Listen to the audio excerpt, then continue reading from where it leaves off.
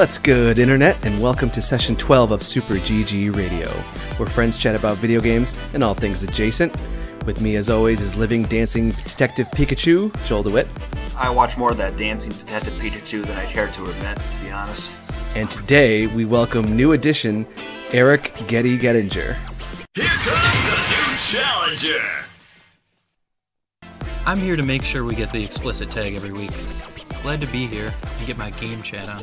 To continue on that theme, you had that fried chicken line during the last podcast we recorded, and I honestly can't believe you would fuck me on this! Well, it was good. But seriously, we're glad to have you.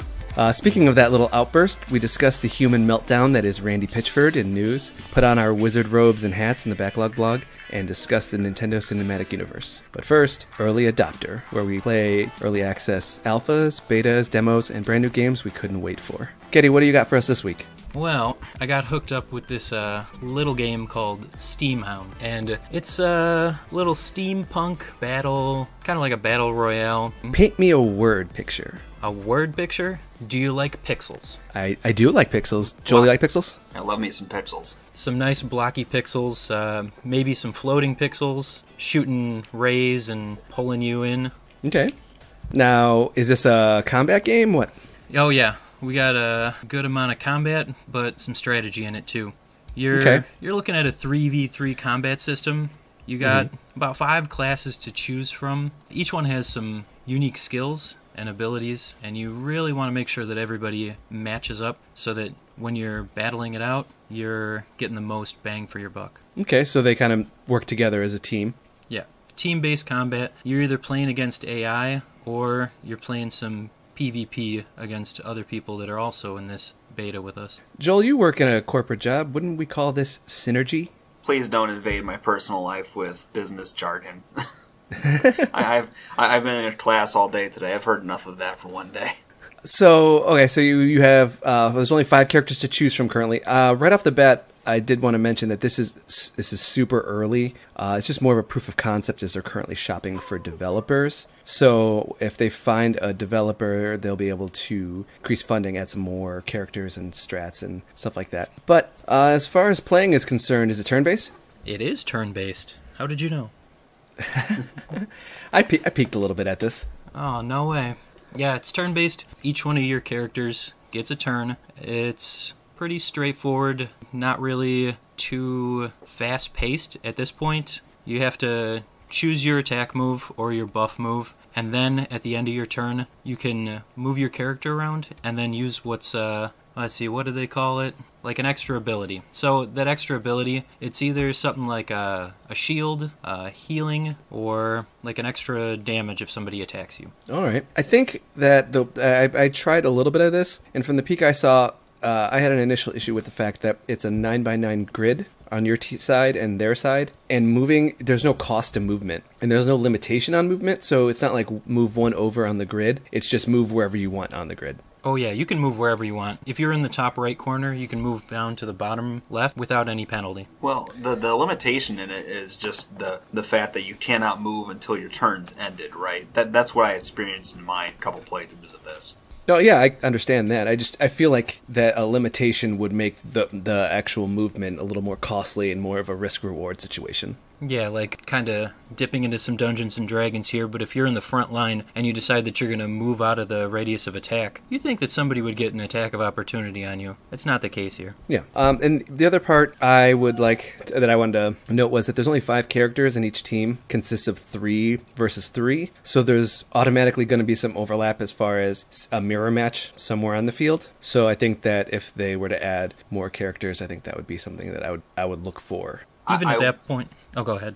Sorry. The one thing I would hope they expand on actually is just the size of the field. I'd like to see if they could scale it out to have just options for modes where maybe it's an 18x18 grid and a 5 or 6 character team battle. And that could add a little bit more dynamic to the battles at play and then variety to what you're speaking to. Yeah, and variety of movesets, because right now your characters only have 2 basic abilities, and what I forgot to mention earlier is that you can spend your turn focusing, and that'll power you up to do a more deadly move, or maybe a more powerful block for the next move, but you really have to be careful, because if you decide that you're going to focus, and then the other team all-outs your character that's focusing, you're going to get left open. Yeah, and one of the characters didn't have a basic attack, so at one point I got stuck with the only attack I could do was focus, and then use an attack that came from the focus move. So not having a basic attack kind of left me stranded, and because everybody else on my team who were attackers got killed, and the last guy I had was just a defensive player whose only attack was a focus. So kind of left me out in the dust, left me hanging for the other team just to pick me off. That just sounds like you picked a bad comp. Yeah, it does. I had made some mistakes, yes. I like the teammanship, though. I remember one of my characters placed a mine, and then a secondary character was able to use his chain hook to drag somebody on top of the mine, and I thought that was a neat little combination that worked relatively well in my favor. Yeah, I would say out of the characters they have so far, there is sort of a diversity of moveset, or at the very least, the different kind of post-turn stances that you can select, and the variances of how you need to position each of them to utilize their best strengths or weaknesses. Yeah, because they each have 2 different stances, right? That's what it's called. Yeah, which is the buff or debuff. Then you also have your basic attacks, which there aren't too many. Your focus attacks, which are you have to wait a turn to charge up. And then at the end of a turn, you can move or you can switch up your stance again. So I feel like switching your stance was fun to do and interesting, and it gave you different variations. But I also felt like it didn't feel like it was necessary. I felt like I was doing it for fun and to see what the mechanics were, but I wasn't doing it out of a strategic necessity. So I think that you can make those a little bit more varied using, maybe like poison or, speed debuffs, stuff like that. Well, I know we're talking about an alpha game right now, so we're talking about really early stages of what this is. But what it really makes me feel like is that this is a pretty competently laid out battle system for what would be part of a larger role-playing game. So, you think about, a PlayStation 1 RPG where they would have the overworld scenes and then you get into the battle, and this would be what the battle layout would be like. It makes me hope that maybe if the developer has the bandwidth or ability, they consider fleshing out it with an option to have some sort of story mode. Yeah, and it has the ideas of the Nintendo RPG. What am I thinking of, Joel? The Mana series, or is it another one? No, man, I am blanking. What are you talking about? Ogre Battle? No, the one that's like a turn. It's almost like a rock paper scissors, which I hope we cut all this part. So, the rock paper scissors system. Oh Lord. No. Oh, Fire Emblem. It reminds me of a Fire Emblem. Okay. I don't feel like it's very. I guess I could see from that perspective, but no. Each one of the characters' moves definitely complements it, but in Fire Emblem, you're not doing the same kind of shifting around, dancing after your turn. You get to move, you get to attack, and you try and use the right attacks against the other characters. So yeah, you got sword, spear, and axe in your standard Fire Emblem.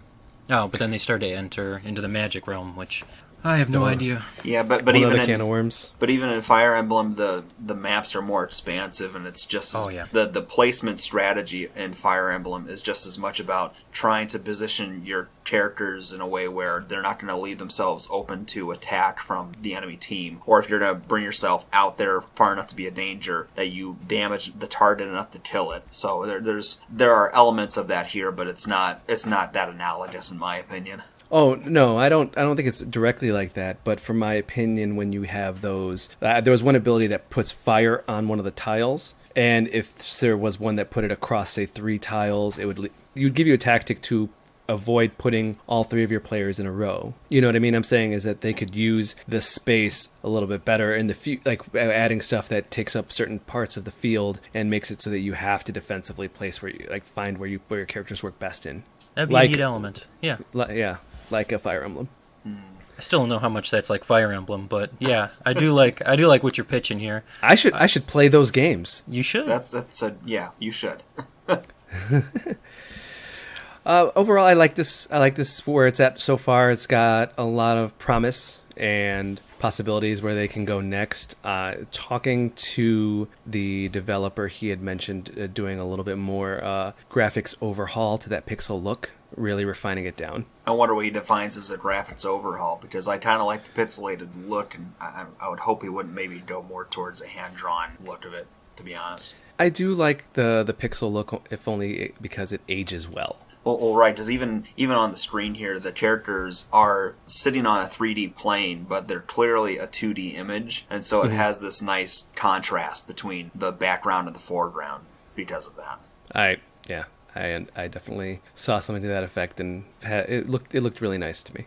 So it was a good week for us to try something new like that, and as some surprise bonus content, look for an interview with the developer of this game coming soon. But for now, it's time for us to move on to news. See you on the other side of that funky beat.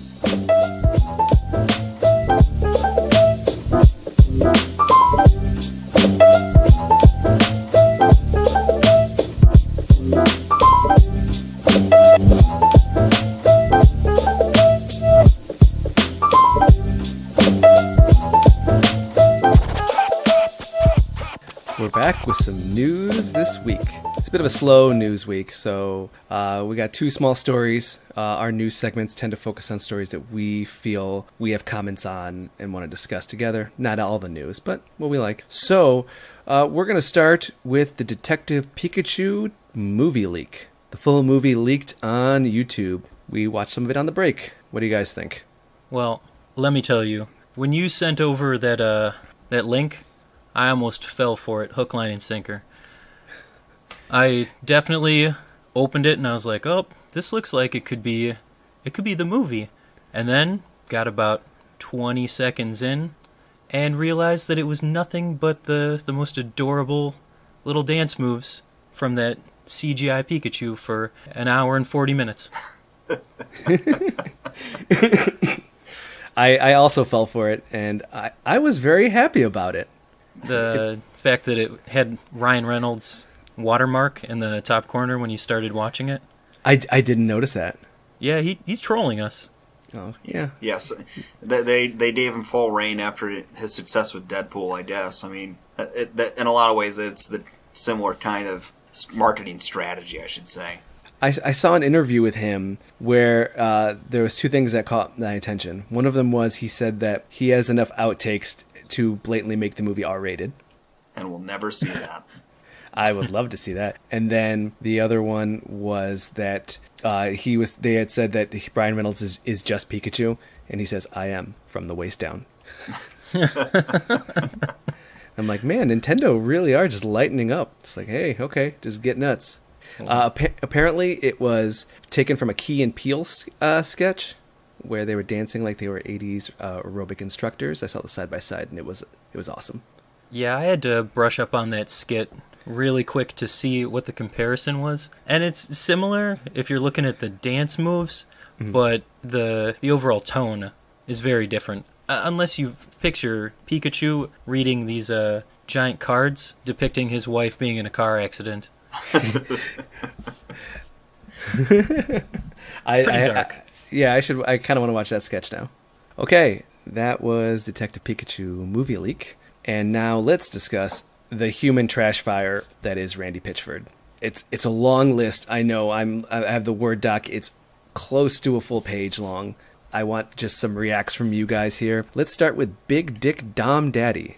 Now, what kind of person has that as their Twitter handle? Also, why would a CEO engage in a Twitter discussion with someone like that in public? Look, to be fair, it is a mouthful, but... I see what you did there. That joke had layers. Say it 3 times fast. No, my wife's in the room. That's offensive to everybody, and I had to say it, and there's 2 girls in the room I'm in. They don't count. Okay, they don't count. So he was on Twitter discussing entertainment as a whole, as well as what it could mean for journalists to discuss entertainment and fiction, all with someone named Big Dick Daddy Dom on Twitter, which was very uncomfortable for everybody. Then he launched Battleborn on his company, because he's a video game CEO person, and he launched a game called Battleborn. This is after he had done Borderlands 1 and 2, he had done Aliens Colonial Marines, the worst Duke Nukem. But Battleborn came out as it almost seemed like people were putting it against Overwatch, right? Yeah. Right? Oh yeah, I remember when it came out. It came out at the same time as Overwatch, and there were really two schools of thought, and both of them were that Overwatch was better. But Battleborn was similar, as it was a hero shooter, but then it had missions and a very in-depth story, and each of the multiplayer matches weren't just follow the cart or hold a point. They were collecting resources and dumping them and trying to do a defense of the ancients, you know what I mean? Like a MOBA. Some tower defense in there. You had to try and build these little robots so that they could take a point. Yeah, I remember. So it was very interesting and very different, and me and you played quite a bit of that. Too much, probably. Mm-hmm. Yeah, probably. It was all right. It was an all right game. I think my favorite joke of that whole thing I've posted to you guys before was that Overwatch had a free weekend the day that Battleborn came out. That's just to make it like super competitive. And Penny Arcade ran a comic strip that said, "Do you think that Overwatch is really trying to screw up Battleborn?" And he goes, "I don't know. The Overwatch free weekend was called Fuck You, Randy. So there's got to be some possibility." So after Battleborn started to go downhill, he had then posted on Twitter that people were making great amounts of Battleborn porn. I don't see that. But some of those characters are pretty attractive, if you ask me. Why would you bring that into the public eye? Well, somebody's got to enjoy it, right? No? Am I the only person? I think you outed yourself quite a bit there, Getty. Well, I got nothing, I guess. That's a mouthful. That's a mouthful. Yeah, okay. Okay, so then life continues on, and Randy gets into a little bit of a war with his close friend, who is his chief financial officer, the guy who was supposed to help run all the finances for his company is called Gearbox Studios. His chief financial officer starts trying to sue him, saying that he is embezzling money and is in possession of child pornography. That's a whole big sad thing, because then he countersues. It was a whole hubbub. And then he leaves a thumb drive with financial information in medieval times. They pay to get it back from somebody, but that was the rumored embezzlement, information on the thumbstick, as well as said pornography. Man, that's some really avant-garde, brave guerrilla marketing from medieval times, He had made reference to loving medieval times. So then he goes on what I thought was a weed podcast. Correction, it was a magic podcast with a host named Puff the Magic Dragon to explain himself why he had pornography on a thumb drive. Oh, and this next part's amazing. Well, Randy Pitchford is also a known magician. Loves magicians. Well, his handle on Twitter is Duval Magic. Yep. And he's been known to throw lavish parties where he will perform close-up and card magic. So when he went on this podcast, this magic podcast, his explanation, I don't want to go into it in depth, but he was quoted as saying, "If you would have seen what she could do, you'd think it was magic too." I listened to that for research. It was a lot. Sure, research. It made me uncomfortable. He went into some graphic detail, and the worst part is that the host also seemed very uncomfortable. So all that's good and great, and he is still going. So we move on with our lives, and he is announcing Borderlands 3. He is moving forward. Also the first thing, when he announced Borderlands 3, he went out on stage and then said, "Hey, I'm going to do a magic trick because you all know I love magic," and gave a wink to the camera. Guy really loves magic. He loves something. I could tell you that so much. So they're really leaning into it now. That's what I was more concerned about. And then when he is live announcing Borderlands and showing gameplay, he says that there will be no microtransactions in the video game. Fine. But also that you can buy cosmetics. And so Game Informer asked him, "Isn't that microtransactions?" He said, no loot boxes. There won't be any loot boxes. There won't be any currencies. But you can still pay for cosmetics. So he gets into an argument with Game Informer magazine, blatantly saying, "I can't believe you would fuck me on this," on Twitter. Yeah. You with me so far, Joel? Yeah, I don't give a shit about Randy Pitchford. Sorry. I mean, I've got Borderlands 1 waiting in the wings here, and so I'm about to learn sometime soon if I should be feeling bad about what's happening to Gearbox. But I'm a little tired at some point about people being big loudmouth assholes online. He's still going. Apparently, that argument went for 2 days straight and up to about all hours of the night. Usually ended around 4 a.m. And then the voice actor Claptrap is no longer reprising his role in Borderlands 3 due to a dispute over money, where he also was quoted as saying, "Randy attacked me physically in a Marriott hallway." Like magicians do. As a magician would do. So overall, that is the trash fire that has currently been going on with Gearbox Studios and the Borderlands games. So I didn't know this, but I heard today that the Claptrap voice actor was actually a Gearbox employee at the time. So like I don't know what the pay structure of something like that was, but I didn't know if that was a regular practice or not to have your employees do the voice acting instead of some sort of professional artists.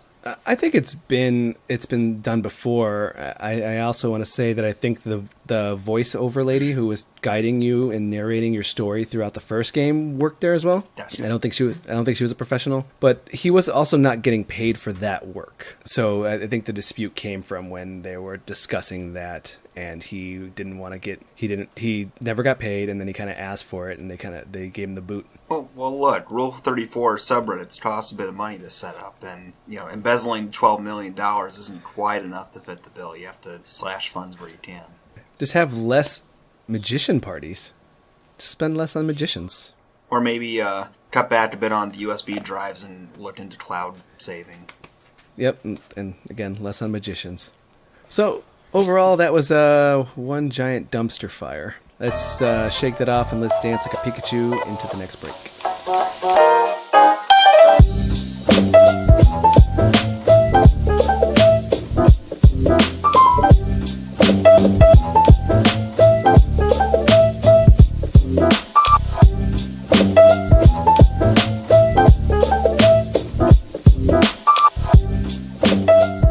How was your guys' break?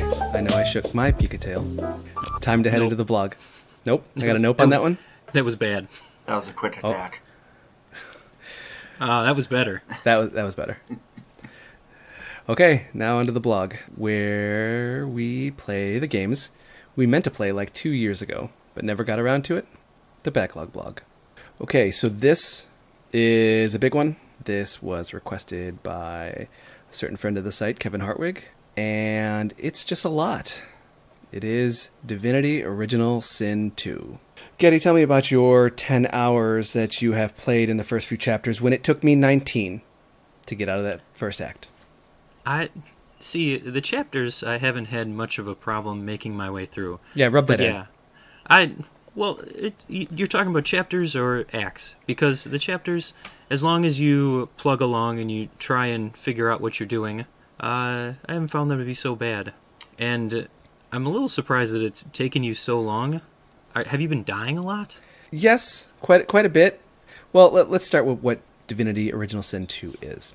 Top-down, old-school, turn-based RPG, spiritual successor looking like to Baldur's Gate, where it is you and a party going and adventuring and getting into quests, turn-based combat, but very heavy into D&D systems, where you can, say, have somebody with a skill that you could talk to animals, so now rats have storylines that you can interact with. Or somebody can transform themselves to look like somebody else, so now you can use these as options for communications and, dialogue choices, but also ways to get around certain quests to make things happen.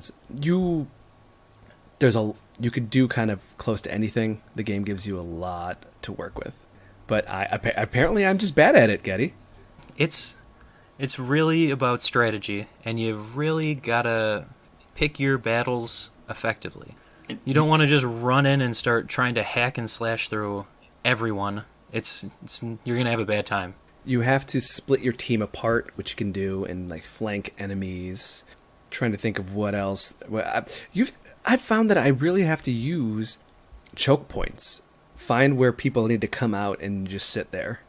That's a good strategy to have. I personally I don't know about anybody else, but I found the teleportation gloves, and I have just been milking that for every penny that it's worth. So what the teleportation gloves allow you to do is you can just pick up objects, you can pick up characters, you can pick up pretty much anything and drop it somewhere else. So I was having a hard time trying to get to these treasure chests that were obviously placed around the map so you couldn't run up to them, and then, like an idiot, use the teleportation gloves, and lo and behold, you can pick up your character, drop them over by the treasure chest, get the loot. And that really helped me to get some good gear for my characters early on. Right, so in the midst of the battle, really, you have a commodity called action points, and it basically is the amount of turns / different moves you can play for a character in that turn. So as you're choosing to move your character, it'll show you how many action points it takes to walk from where you're at to where you want to go as you move the cursor. And similarly, when you're trying to select an attack or a move on your taskbar, it'll show you how many action points it'll cost as well. So that's the limited resource you have to play within. And to your point, Daddy, having those teleportation gloves means that you can have one character use that move, and it reaches pretty decently out, and plop another character who might be more focused on melee attacks nearby, so they don't have to waste their action points on their turn, and they can use their time to make effective moves to lop their head off. Yeah, you get that sneak attack in, which is really clutch if you got a rogue in your party. Right, so the sneak attack is when you're positioned behind an enemy and do a melee move, right? Oh, yeah. Yeah. But let's not forget about... This is my serious pet peeve with every battle that I've had so far. And you guys tell me if you've had the same experience. But the battle starts, and literally in the first 1-2 actions that the opponents have, they start a giant blaze on top of your characters. Yeah. You're right. Every damn time. And I've started to get aggressive and do it to them. I just can't cope with it. It's always my characters are on fire. I found that I become a hoarder, so I have all of these. I just start collecting barrels. So I've actively taken a barrel, thrown it at an enemy, and then set it on fire. Yeah, it's a good approach. My experience with this game is that this game does not give a shit about you. You just have to focus and figure out what you're trying to do. The difficulty challenges from the start, and it just does not let up. And I'm always, for me, every combat scenario, I'm just inches from losing it all, and it could be wiped out, and that's an hour of progress. But it's so in depth with its skill tree and where you put points in and what new abilities you learn. I've also found that reskilling up and skilling up your characters, which you can reskill at any time, takes about half an hour, for me at least. I haven't tried yet. Yeah, I think the other thing too is that if you find yourself in an area where you are under leveled compared to the enemies around you, it makes it a lot harder. And some games you can strategize above that and get through it, but this is one where I think you and I both, Alex, got stuck at the end of Act 1 with that final battle where the giant worm starts appearing. And part of my problem was that I wasn't at the right level to approach it, and so I took Kevin Hartwood's advice, and I just went back to where the camp was and started slaughtering NPCs where I could find them so I could get a level bump. And that's where I needed to get over the top to be able to be effective in that battle. Those poor NPCs. I did the same, and then I still he was couch coaching me the entire way to try to figure out that end to get out of that act where a giant ethereal worm comes out of the ground and just starts spitting unholy toxin ground stuff all over your characters, which was fantastic, I must say. Mm-hmm. And yeah, Daddy, doing that really killed my RP on this playthrough. Oh yeah. People do not like when you just go around and slaughter people. Oh man, they really don't like it. But that was the only way to go. Is just like, I got to grind some more and figure that out, or just probably get good and learn strategy. You gotta play smart. You gotta start using your skills, combo, get some oil on the ground, light some stuff on fire, sneak attacks. See, you gotta play D&D basically. See, you were complaining about every battle starting with the fire. That's what the NPCs are thinking every time they encounter you too. Holy shit! Every time he just throws the barrel and lights it on fire and. Why are we on fire again? Well, Alex has a sordid past with fire, so. I just started playing D&D about a year ago. I'm still learning, so I'm getting better. I think hopefully one day it'll eventually transfer down to Divinity Original Sin when I make it to the end of Act 2, 45 hours later. How many acts are in there? Do you know? No idea. Do you guys think that you will continue down playing with this one? For sure. You think? I will. Yeah. What about you? I'll get around to it. It's not that I don't enjoy it. It's just a time commitment that is a little challenging depending on what the rest of life is going on right now. And I end up having to sort of play in half-hour to hour bursts and then making several saves every 10 or 15 minutes. Try to make incremental progress, even if it's in small jumps. Alex, do you want to talk to us about your little tryst you had at the end of Act 1?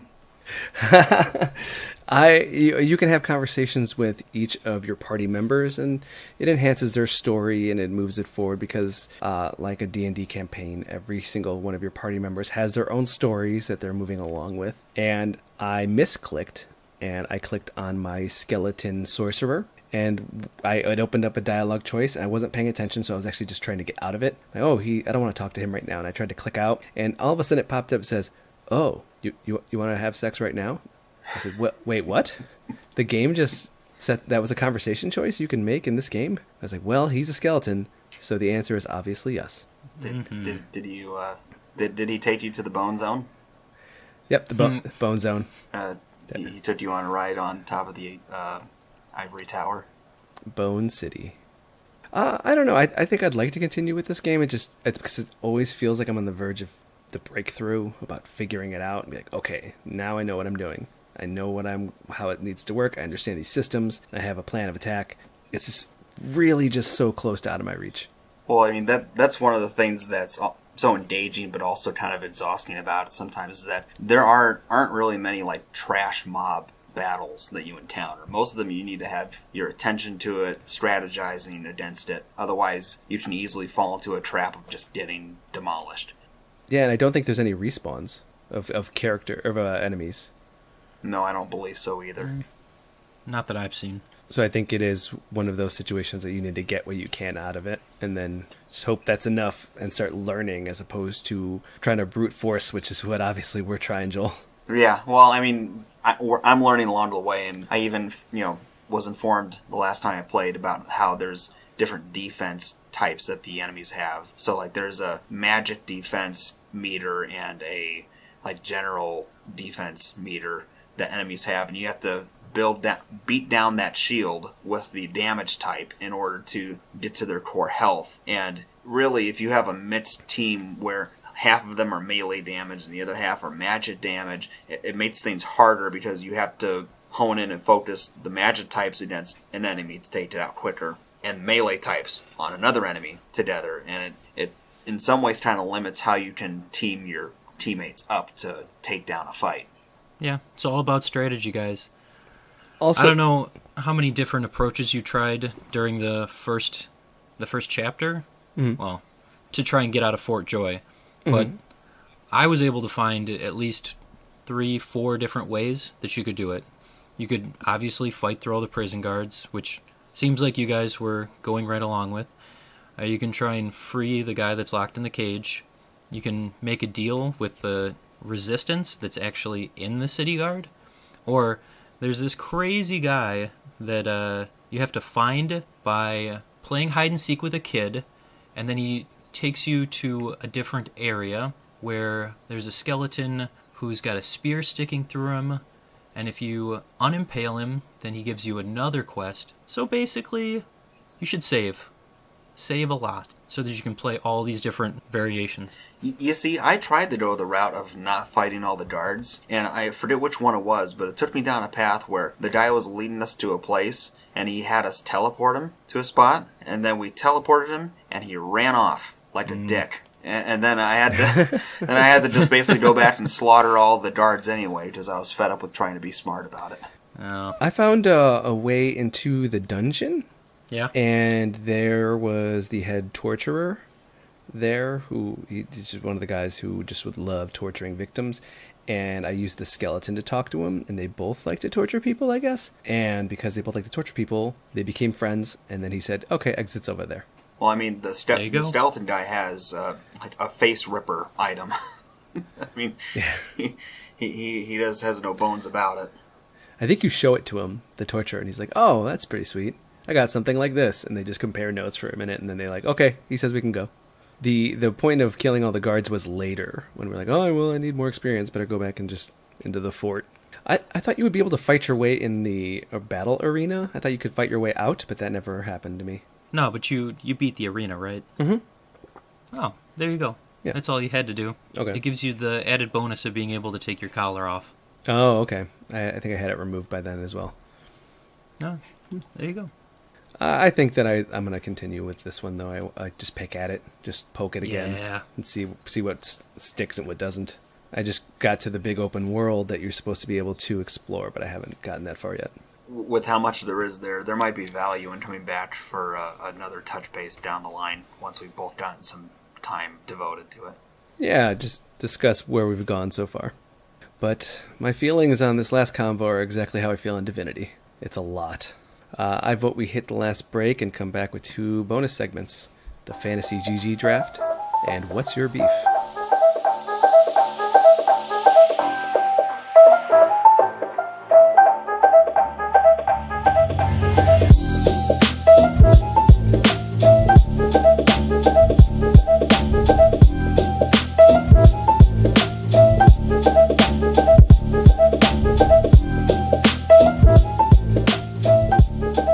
And we're back. We're jumping into the Fantasy GG Draft, a segment where we discuss our ideas behind internet jokes and questions on what we'd like from the internet. This week, Getty wanted to talk about the Smash Brothers cinematic universe. I've seen this meme going around. Yeah, I hadn't seen it before. It was in one of the chats that we have. And I was intrigued by the logic here, and also infuriated by some of the movies that they would suggest. Meaning Same. that they would use some of the old, like the Mario Brothers movie. No, I don't think that they would use the Mario Brothers movie. I think they'd create a new one, which, if done correctly, it stands to be pretty good. It all depends on, I guess, the success of maybe Detective Pikachu. But honestly, could you imagine an Ice Climbers movie? What, would that be just Cliffhanger with Stallone, but 2 kids? 2 kids with giant hammers that shoot ice? I'd be okay with that. And you see, I don't know that. they do the thing where he's hanging off the rope, reaching down, holding on to the other one. And then one of them falls off and has to fight the rest of the match. That's what I'm saying. So it's basically just the first Captain America movie then. Yeah, I guess after he loses Bucky. is No, the but pink or the blue one Bucky? The pink one, obviously, because you can still fight as the Ice Climbers if the pink one dies. That makes sense, right? Yeah, fair. I could But, see some benefit of a Mega Man movie.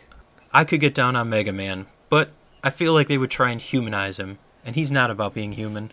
He's about being a super fighting robot. I also feel like Mega Man is like the Spider-Man of the Nintendo Cinematic Universe, where somebody else owns him, but people associated with the rest of the group. So, like, they've got to make the late series deal to get him integrated into the last couple of big compilations. I can see it. But he's all about that rock and roll. I had to get that in there.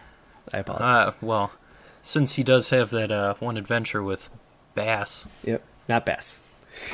Bass? Is that your Phoenix Down moment? Or did you actually know that? What? Huh? That it's bass because of rock and roll? That's the joke. Okay. Thank you. No, there was some people who didn't realize what Phoenix Down meant, where it's Phoenix Down as in the feather, like down coats. Yeah, like down. See, I didn't know that, but I was also a dumb preteen when I first started playing Final Fantasy games, so I wouldn't have known better at the time. Yeah, I didn't think I found out till a couple years ago. What other movies would you be interested in, Getty? Well, some of the ones that have already upset the cast here are Sonic the Hedgehog. I like Sonic. He's fine. They're gonna fix Sonic. It's okay.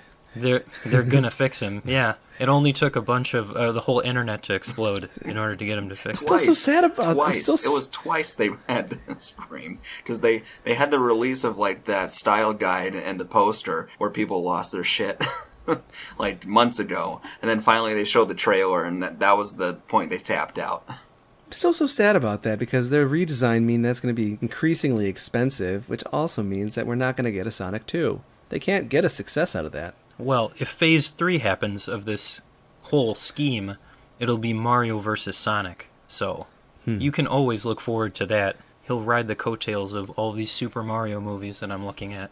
All right, I'm into that. I still kind of want that Daisy with the gun at the end of Mario Brothers 1. Yoshi being a literal dinosaur. Yeah. He was cool. Oh, man, their stage song could be Everybody Do the Dinosaur. I think you'd have to pick something else. Damn it. What other songs does Coolio have? No, they should use Gangster's Paradise again, but just have it be like a really slow, somber, super serious tone one. Get somebody else to record it. What if they just use Gangster's Paradise all the time? Ugh. Give me the ska version. I'll take a ska version of Gangster's Paradise. But, I mean, some of these movies I would definitely see. They slate a Legend of Zelda movie, Metroid, looking at Star Fox, but I don't know how you would try and incorporate all of these together. It says the Super Smash Brothers universe, but really, how would you even make that movie? Okay, here's how you do it. You make individual movies. Obviously, play it off their strengths. So you make a Star Fox movie that is like Star Wars, or just a. Then do you get the tie-ins at these where the other characters make appearances? Because no, it's not really the case of Super Smash. Okay, and then you ahead. just use the Super Smash Brothers story, like Lego Movie. Did you know there's a story to Super Smash Brothers? Exactly. That they're all toys. Yeah. So if like, you just have that as the theme, like Lego Movie. You're pitching this? Yeah, I think that would. Should we? Yeah, Should we call Nintendo? It would have the same. It would have the same voice actors and them acting the same. But at this point now, it's an overhead like kid playing, and they have an adventure. Which, just as a side note, saw Lego Movie 2 last night. It was okay. It was not bad. Yeah, I agree. It was just okay. Anyway, I think that you could put them together like that. It would feel pretty lazy. Do you need the story? Do you need a reason for them to all interact?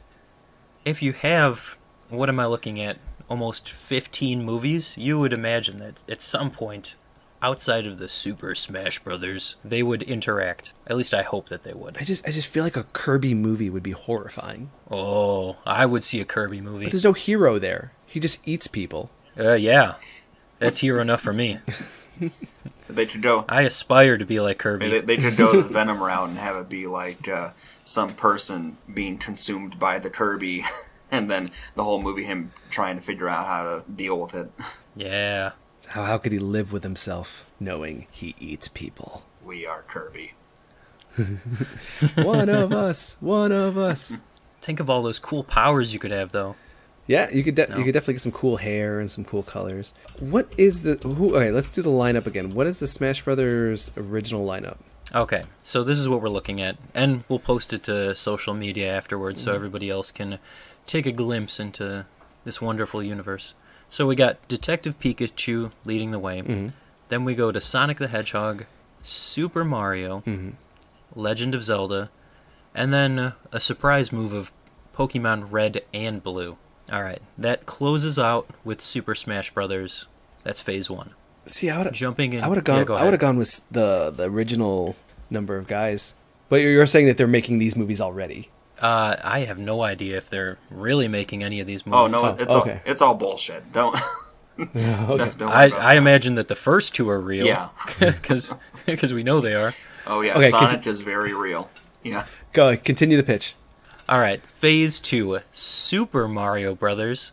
We go back to Legend of Zelda, but this is Ocarina of Time. Whoa. Pokemon Stadium, Metroid, now a second Super Smash Brothers, this one titled The Master Hand, and then close it out with Mega Man. All right, Phase 3. We go back to The Legend of Zelda, Majora's Mask, Super Mario World, we're opening it up really big there. Star Fox, Metroid Prime, Mega Man, and Bass. And Mario vs. Sonic. You like that? I do like that. They go to the Olympics. Maybe they have a battle at the Olympics. That'd be too good. I guess.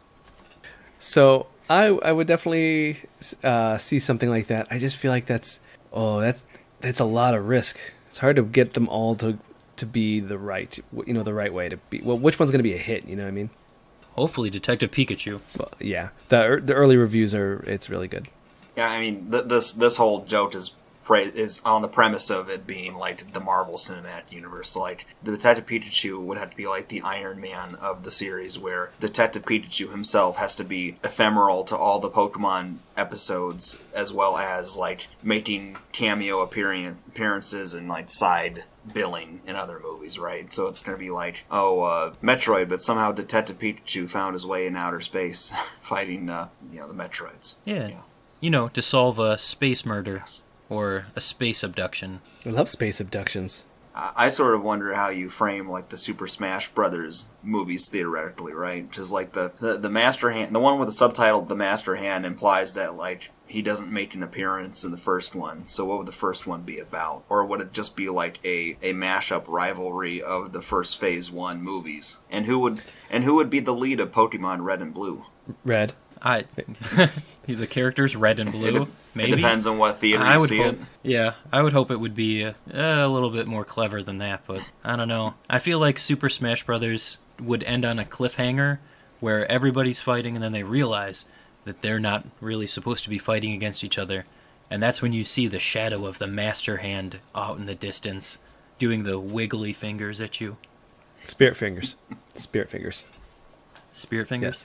Yeah. I could see something like that. They got to fight first a bunch and make a plot device for why they're fighting. It's so hard to get around the interplanetary stuff, though. Yeah. I mean, I don't know. They never clarify what world Pokemon is on, or. Well, I'm more focused on the fact that Metroid's going from planet to planet, and Star Fox. I think Star Fox and Metroid are easy to like run into each other. Sure, but you could sort of say the same thing about Guardians of the Galaxy and the Earthbound Marvel characters. Yeah, that's true. I mean, there has to be some sort of unifying aspect that brings them together. That's the whole conceit of it, is that there's some universe-level threat that compels all of them to congregate in one spot. Like the Master Hand. No, the Crazy Hand. JS Fingers.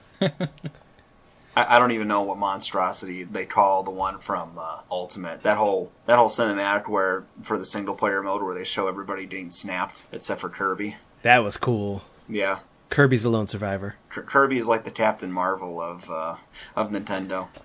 All powerful. I think that's a little bit of a reach. Even though being a staunch Kirby supporter, I don't know that he's that powerful. All powerful. Kirby. He is everything that is Kirb. Yeah, I think that's what you would go, is that you would use the ultimate villain first, and then throw in a Master Hand was behind it the whole time, a la in Avengers 1. I want the last Super Smash Brothers just to be literally all the Nintendo characters beating up a child. But that child is real smelly. Yeah, that made it okay. They need to shower. Well, I mean... Okay. Like a grown human child, and they're all the toys, and they're beating up their owner? Yes. Yes. That needs to be what it turns into. It's basically like a live-action Toy Story, except the toys are uprising against Sid. Kirby just yells, "This is a loose metaphor for losing your childhood." I think we got it, guys. That's good. Yeah. That's good. Yep. Yeah. We peaked out on that one. Next one is, what's your beef? This is a place for us to air some grievances we may have with a specific topic, and let me tell you, Joel is pissed. Joel, tell me.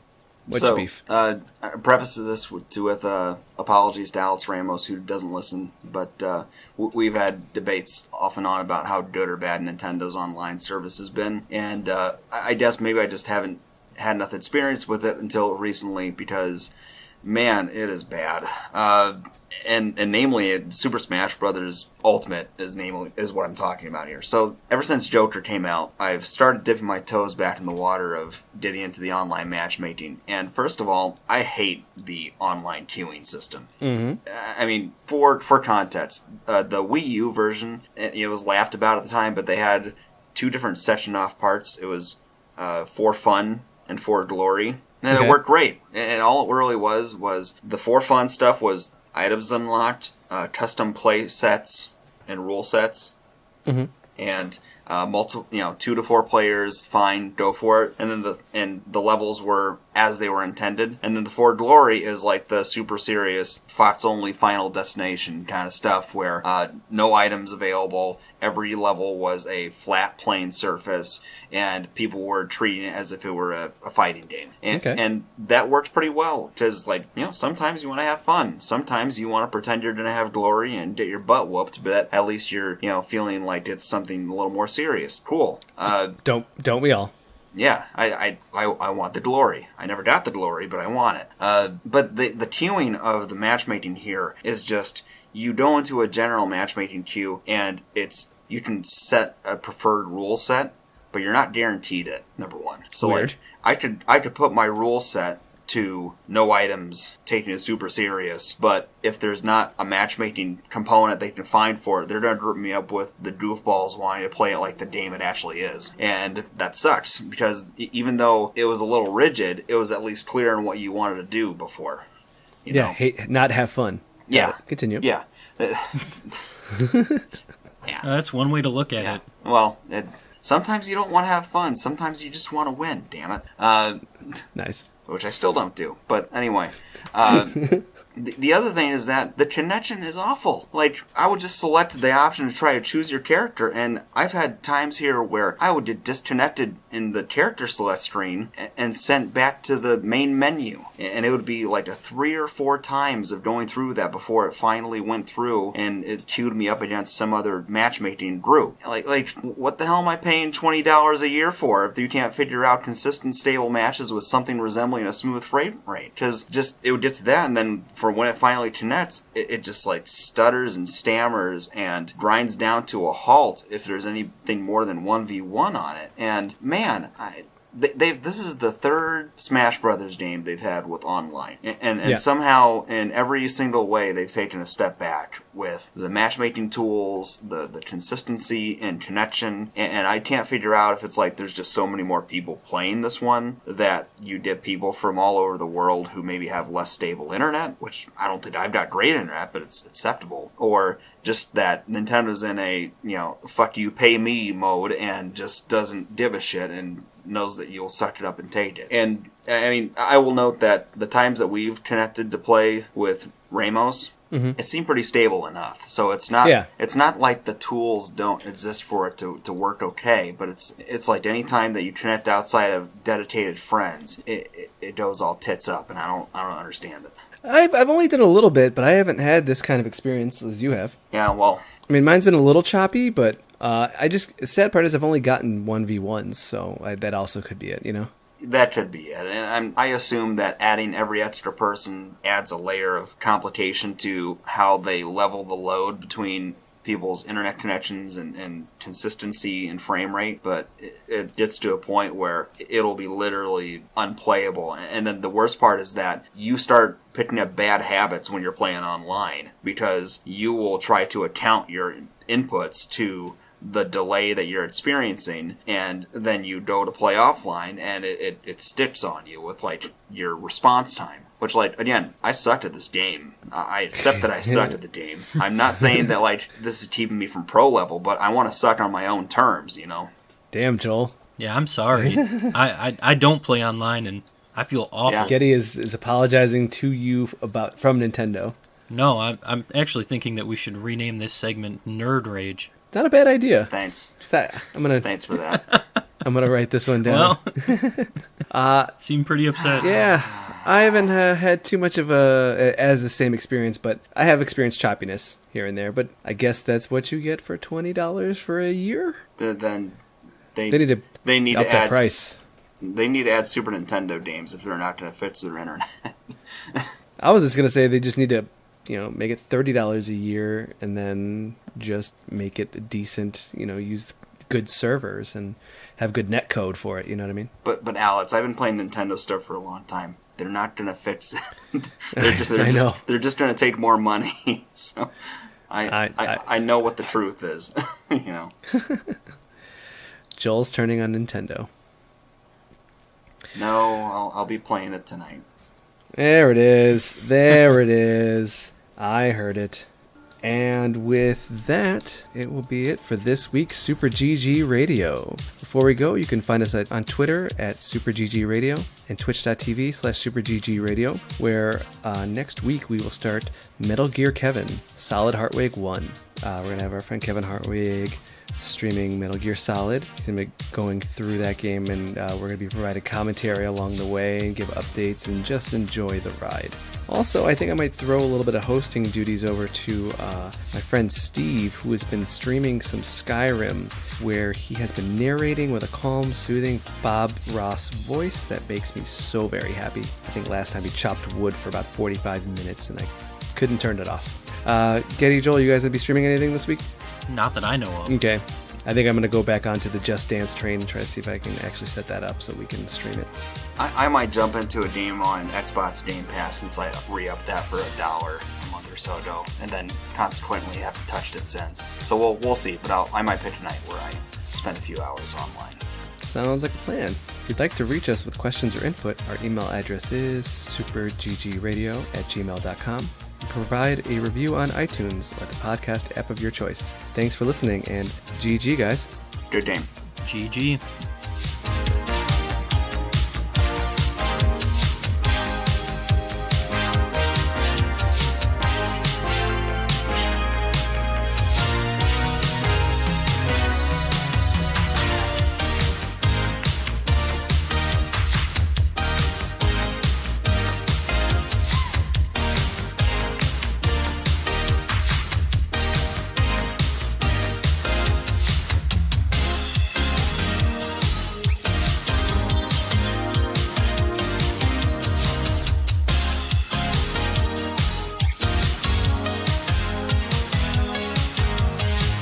Something to note here, Alex. Your intro had a mention about homework. Of the homework.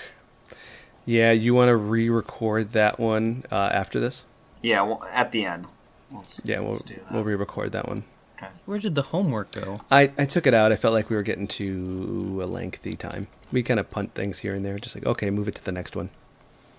Real quick, I got something to say about that. Joel, you said that before. You said we should punt it. Is that corporate speak? I didn't say I wasn't part of the problem. I just that. I was in a meeting with a bunch of engineers, and there was a project manager going over the steps, and he kept saying that too, and I was like, oh, maybe that's what Joel meant by punt it. Well, I know what it means, but they used it as a corporate product management verbiage. Yeah, it sort of seeps into your skin like poison. It's just, you're inoculated to it at some point.